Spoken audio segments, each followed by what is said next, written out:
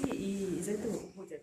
За это они сами виноваты, потому что до этого должны посмотреть и найти. Сейчас везде у компьютера, у телефона есть телевидение, должны они быть. До этого, которые пришли, все посмотрели и увидели. Вот просто они провокация делают.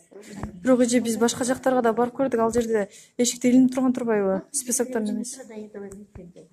Biz тот раз ешка уколгонго не надо ешки барбайт, мы сами знаем деп яка илдерде. Ага чейин уже такталып келип кетишти. Потому что бул жердеги өздөрүнүн билери бар да, квартиранты. А мы всегда квартиранты были жили платить сабганбыз деп анан эме болуп атышат да, келип атышат да.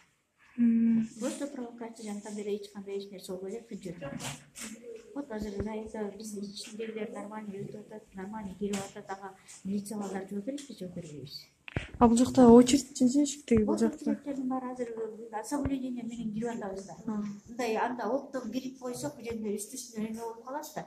3төн булардын жетишинче биз киргизип гигиенаны сактап атабыз да.